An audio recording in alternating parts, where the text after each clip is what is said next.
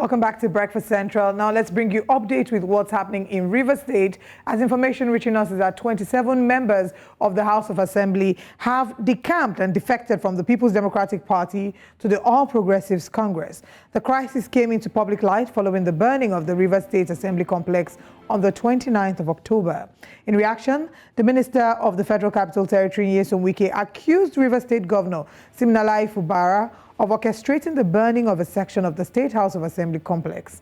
The rift, of course, among members of the State House of Assembly had led to some lawmakers commencing impeachment proceedings against Governor Fubara. The move, however, was halted following the intervention of President Tinubu. Of course, did also raise some red flags in that moment. Meanwhile, the APC in Rivers State has distanced itself from the decision of the lawmakers. To discuss further on this development, we're joined by political analyst Ezekiel, Nya-Etok. Good morning and thanks for joining us.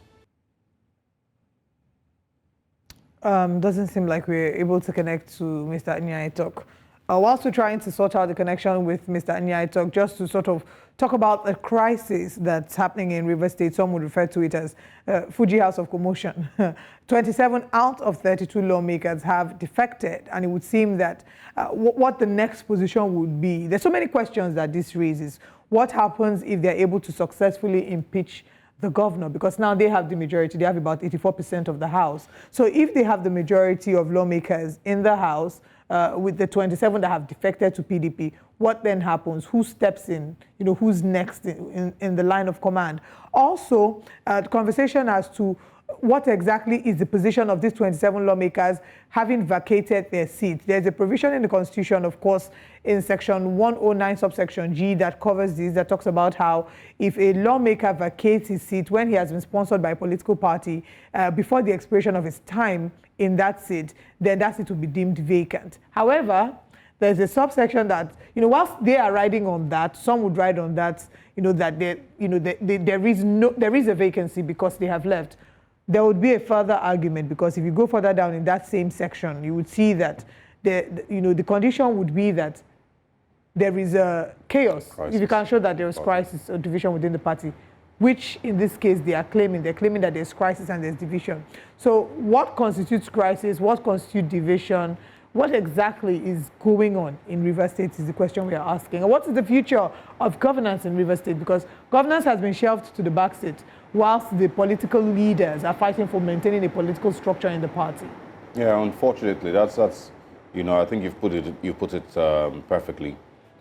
Yes, the Constitution 109 subsection 1G does state clearly that they can lose their seats, if they move from the party that they got elected with, into a different party. But my concern, if you look at the video, it doesn't seem like a lot of people that are making these moves or taking these steps in the interest of the people of Rivers State, with the people that they supposedly represent. And, it's once again a reminder about how much of a betrayal the State Houses of Assembly are across the country. And this is not just in particular with Rivers State.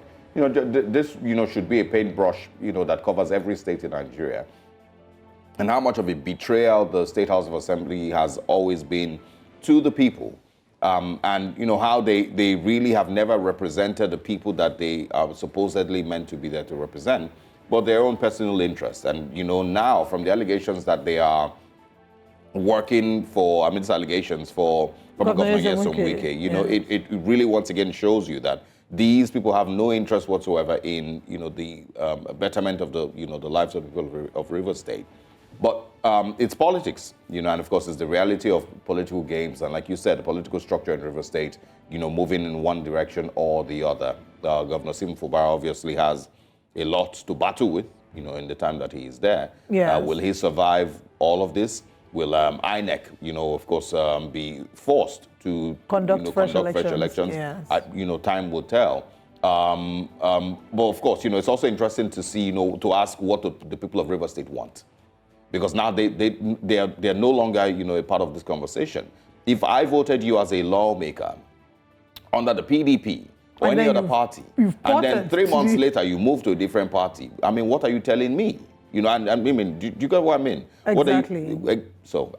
Man, too many angles to look at it. If it is proven that Governor Nyesom Wike has any ties or any links to this, the question would be what exactly is the future of politics in Nigeria? Can we ever get rid of the concept of godfatherism? I mean, but just to remind everyone that Governor Nyesom Wike is a PDP member, or one. Yes. As a PDP member. We're joined this morning by political analyst Ezekiel Nya-Etok. Good morning. Thank you for joining us. We hope the audio is clear this time.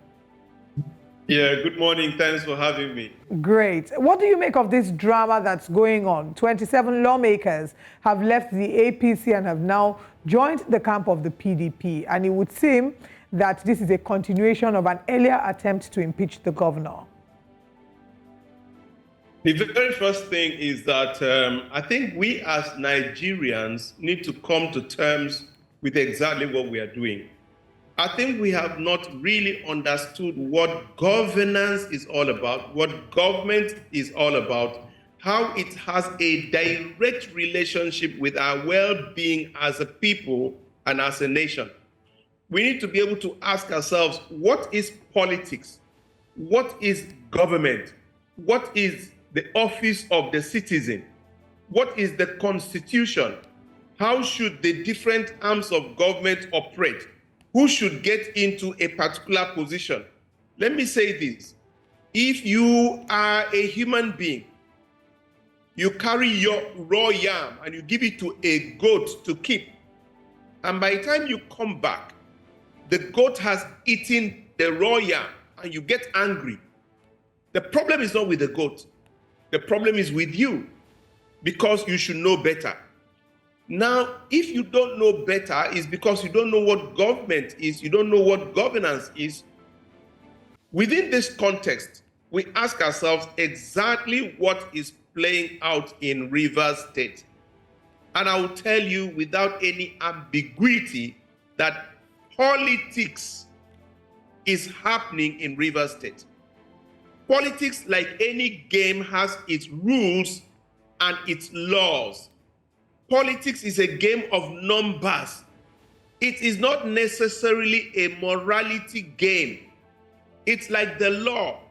The law has basic principles they follow. It is not a morality game. The law is not religion. Politics is not religion. Politics is a game of numbers. And unfortunately, politics is the door that admits people into the room that is called governance. Now, coming to specifics in Rivers State. People talk about Mr. Wike, and I just keep quiet and watch them. Are you talking about Mr. Wike as a politician or as a nationalist? As a politician, he has the latitude to use all he's got to advance his personal interest. Politics is a game of personal interest, and the different persons aggregate to form the class or the corporate interest. It is the place of the office of the citizen to be careful who they lead into that room called the governance room. If not so, the people that you send in there will execute their agenda. If the people bought their way into that office, they must be allowed the latitude to enjoy the spoils of the office. But if the citizens refuse to be induced, reject any pecuniary interest, understand the implications, the dynamics, the prognosis of the different offices, and went for the best, they will reap good governance. I think we get into details as we proceed. Yeah, let's go, and try and, from your perspective, how do you see all of this playing out? There's no confirmation that Nyesom Wike, of course, has any hand in this. People are only just inferring from the events in the last few weeks and maybe even months since Sim Fubara took over office. The PDP has asked INEC to conduct new elections and declare those seats vacant, because according to Section 109, subsection 1G, once you leave a political party that brought you into office in the State House of Assembly, you, of course, will be you then, of course, will be that seat will be declared vacant and you lose your seat. So do you think that this would happen? Number one, I wait to see such a communication from the PDP. Oh, they put out I think a press release yesterday.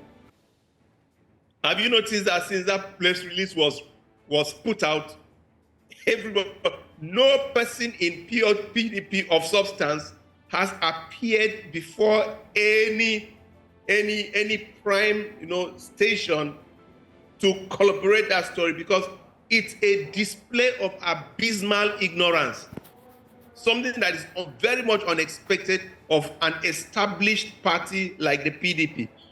There's what you call process and procedure, my brother. It is not. I was the national chairman of a political party, the Young Democratic Party that effectively became the YPP. It is not in the place of the party to make such a call. It's not. There is a process. The Speaker of the House will make that declaration. I'm not a lawyer. I don't know if there's a legal procedure that can compel the Speaker or that can bypass the Speaker. But constitutionally speaking, it is the Speaker of the House that will declare the seat vacant. Such a declaration is communicated to INEC. INEC will now do what we will always call in Nigeria parlance the needful.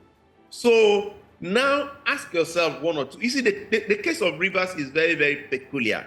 For number one, Wike is not just a former governor.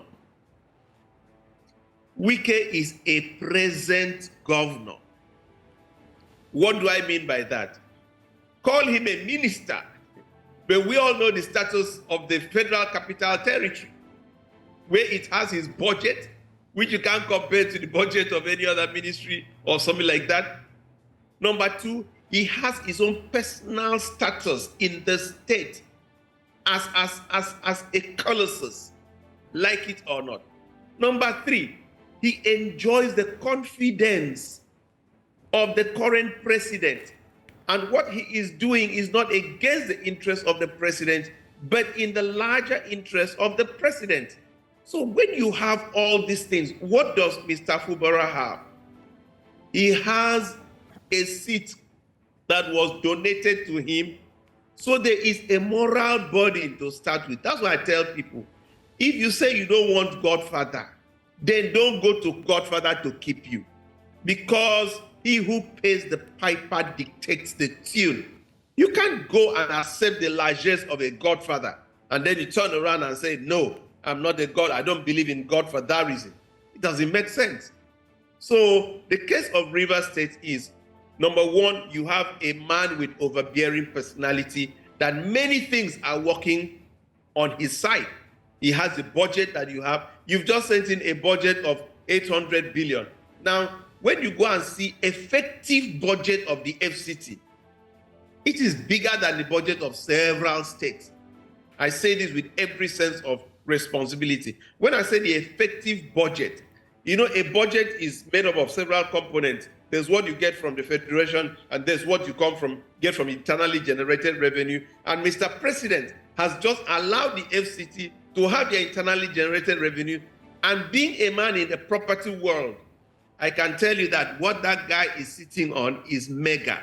Yeah. So, and he's a politician to the core, a grassroots politician that rose through the ranks.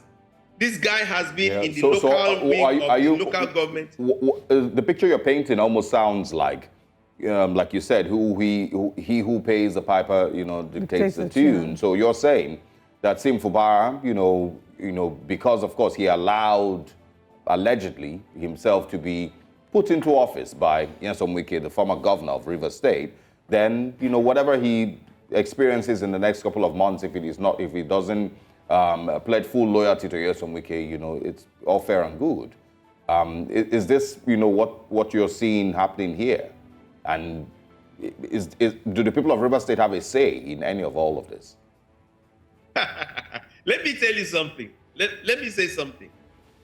The day we wake up to the reality of the 3 C's I always talk about, that day we start to live a life of peace.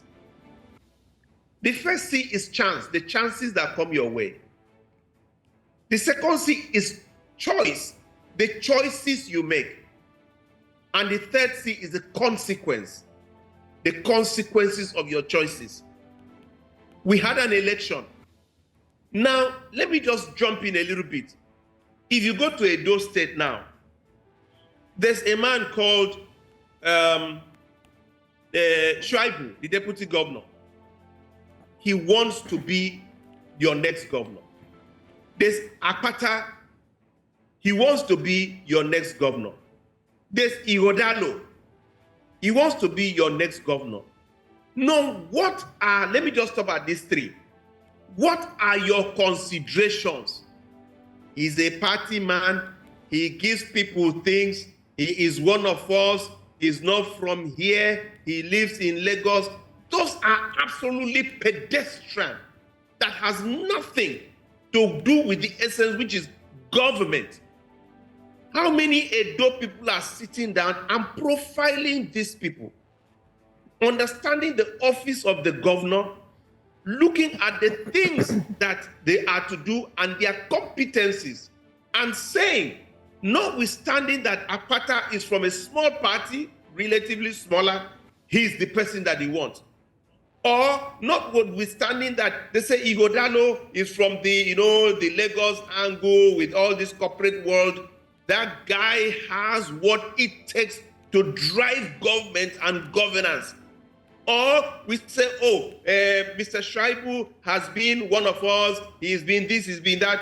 What is the consideration? Now, what's the prognosis, or how does that relate to the question he asked? The question is, when the people of Rivers State were going to elect the governor, nobody held a gun to their head. They voted for Fubara for whatever reason. They ought to have asked questions. For the next 4 years, the people of Rivers State have to keep quiet and live with the consequences of their choices based on the chances they had on election day. All right. Well, I guess in a few days, actually in a matter of hours, we'll see how this story eventually turns out and what side the people of Rivers State will be leaning towards. Now, in a recent twist following the decamping of 27 members of the 32-member House of Assembly from the People's Democratic Party, which is of course the governing one, to the opposition, the All Progressives Congress, members of the APC and the SDP, the Social Democratic Party, joined Governor Siminalayi Fubara of the People's Democratic Party. They chanted support for the governor. A video surfaced online amidst the drama where a PDP chieftain spoke regarding the support that the governor has from the people of the state. Let's take a look at the video. His gratitude that over 5,000 decampees from various political parties are now here to show support for the God-choosing governor of Rivers State. Ama Opus Senebo, Sir Siminalayi Fubara. The rift among members of the State of House of Assembly has led to some lawmakers commencing impeachment proceedings against the governor. This move was, however, halted following the intervention of President Tinubu. Meanwhile, the APC in Rivers State has distanced itself from the decision of the lawmakers. As we wrap up this conversation, we'd like you to just share your final thoughts on the story.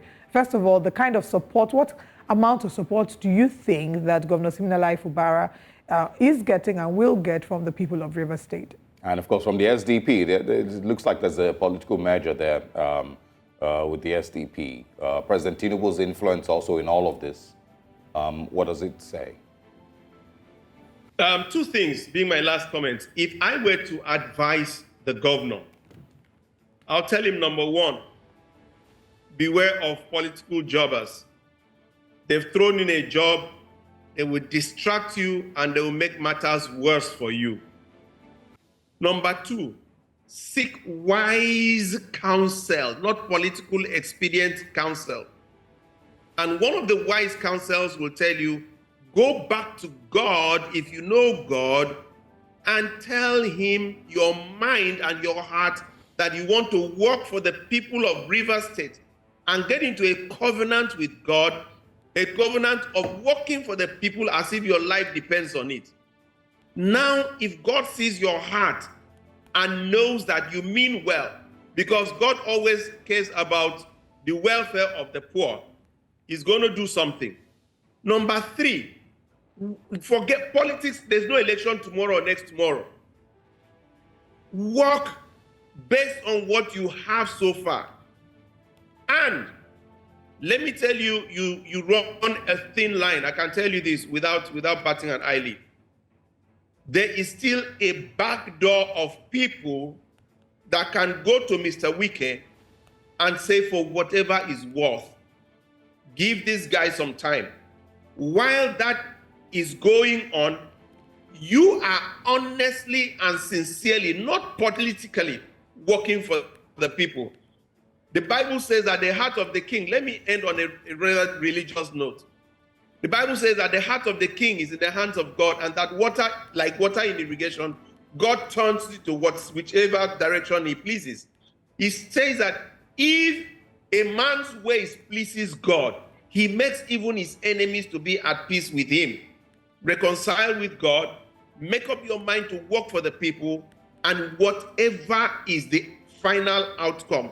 Romans 8:28 says, all things work together for good to them that love God and are called according to his purpose. Well, just give your heart to your people, and whatever is the outcome, take it and thank God for it. Ezekiel, Nya-Etok has taken us to church this morning. Thank you very much for joining us on the show. We look forward to having you again. Thanks so much, and God bless you. All right, and all the best with people of Rivers State. It's really not looking very pretty what's going on there. Governance has taken a back seat. I hope that all this drama can be resolved shortly so that governance can come to the fore again as it should be.